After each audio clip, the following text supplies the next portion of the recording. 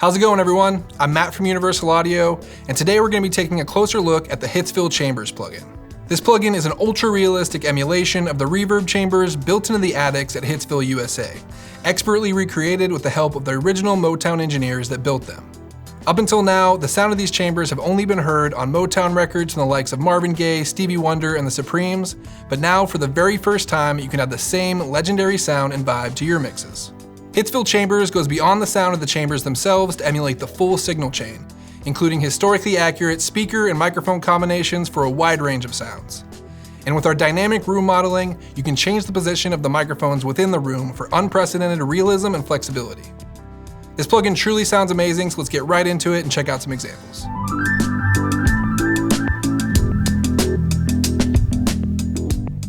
So to start, I have Hitsville Chambers loaded up on a return bus, and there's no better way to hear the sound of these chambers than on a lead vocal.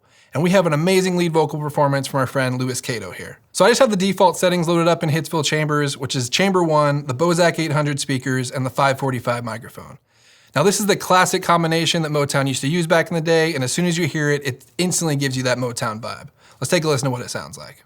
People say I'm the life of the party 'cause I tell a joke or two. Although I might be laughing loud and hearty, deep inside I'm blue. So I don't know about you, but as soon as I hear that sound, it gives me instant nostalgia, and I feel like I'm listening to one of those old Motown records. So before we dive into some of the settings here, let's take a listen to the different microphone and speaker combinations just to see the range of sounds you can get out of this plugin. And for this example, I have the reverb turned up a little higher than I normally have it just to make the effect super obvious. People say I'm the life of the party 'cause I tell a joke or two. Although I might be laughing loud and hearty, deep inside I'm blue. So take a good look at my face. So for lead vocals, I really like the combination of the Bozak 800 speakers and either the 545 or the KM86 microphone. It gives you a really bright, clear vocal sound. Now one of the controls that's super useful for vocals is the pre-delay control, which essentially just lets you put some space between the dry vocal and the reverb and keeps it from getting covered up. Let's hear what this sounds like with a little pre-delay. Since you left me, if you see me with another girl, seeming like I'm having fun. Although she may seem cute, she's just a substitute because you're the permanent one. So in this case, I just want to add enough pre-delay to add some separation between the vocal and the reverb, but not so far that it becomes a slapback type delay.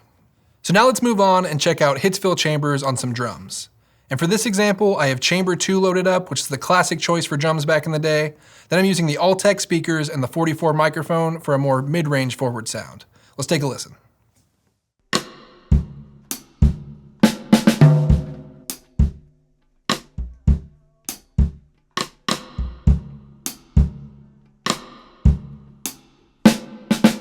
Now the first two controls I want to touch on here are these low and high knobs, which basically just lets you change the sound that you're putting into the chambers.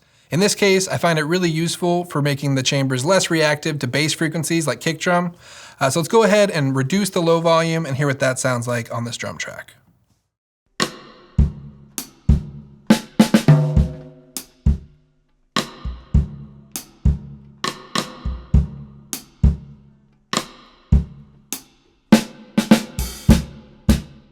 So the next control I want to talk about is the decay knob, which is really useful for changing the length of the reverb tail that the chambers are giving you. Now on drums, I like to time the decay so the reverb tail dies before the next drum hit, so the reverb doesn't build up and start to cover up those transients. Let's take a listen to what that sounds like.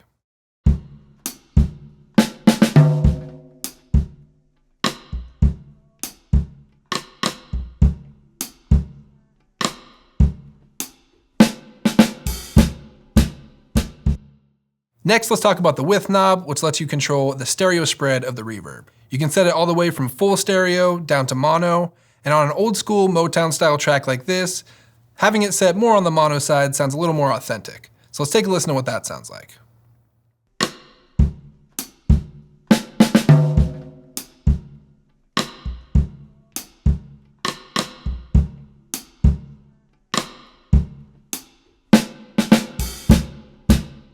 Now there's also a mono switch, which lets you sum both microphones to mono, and one cool trick that I like doing is using a mono for the verses and stereo for the choruses just to add some extra dynamics between the two sections. Now one of the last controls we haven't touched on yet is the distance slider, which lets you change the position of the microphones within the room. So to make this effect super obvious, I'm going to switch to the Bose speakers on the 631 microphone, then let's solo the return bus and sweep through the distance to see what we can get here.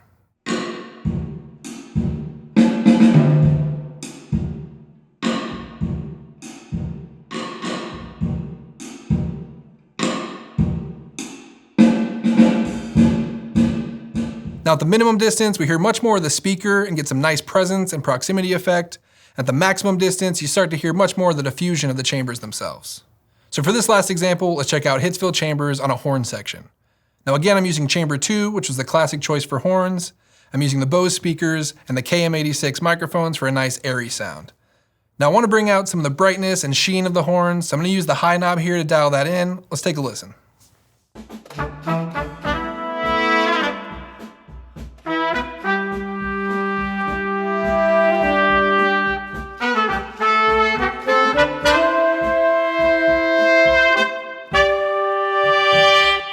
Now next, I want to thicken up these horns a little bit, and one really cool trick you can do is time the pre-delay to the song to get a slap-back delay type effect. Let's see what that sounds like.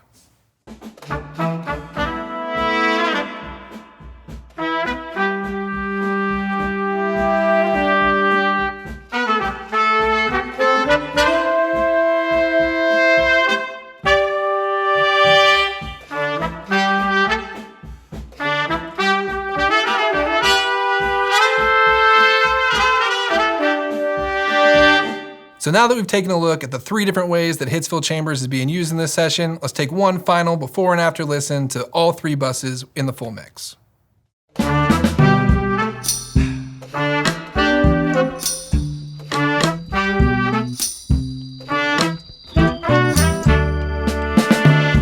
People say I'm the life of the party, 'cause I tell a joke or two.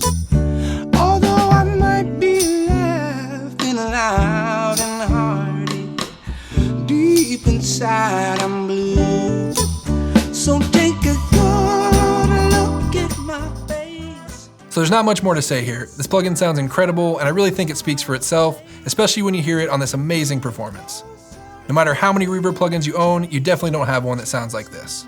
Now this plugin is available for both UAD 2 and UAD Spark, so whether you own UA hardware or not, you can try it out today for free for 14 days.